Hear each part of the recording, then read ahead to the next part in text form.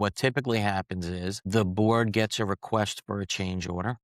And I can tell you oftentimes the engineer just signs off on the change order, right? And the board is left paying this huge, big bill.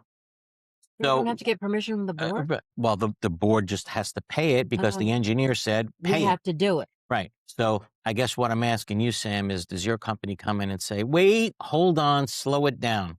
That's not a change order that should be approved. It's not a change order that the board of the association should be paying for. I like to think that we take it even deeper than that. The only reason for a change order is an unexpected discovery. You avoid the change order. And if you've been doing these buildings, then you're already anticipating that there's going to be some of this type of damage, even though it wasn't caught by the engineer. Right.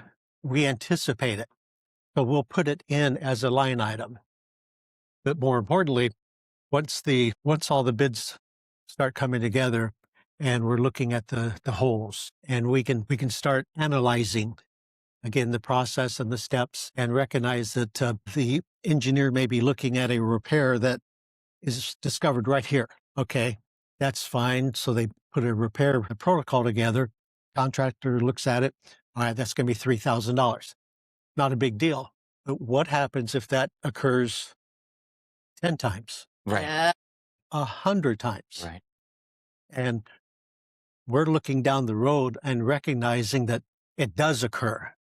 So maybe the answer is, let's do a little more exploratory Sure. before we get deeper into this. Well, as a matter of fact, while we were off the air, we were talking about the fact I specifically asked you, are you a guy that's into technology?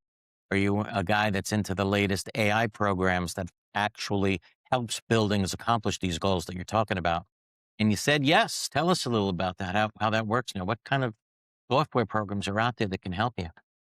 From a document control side and construction project management, we use basically two different programs, but there are dozens, and I'm probably an admin in at least 1.5 dozen different programs.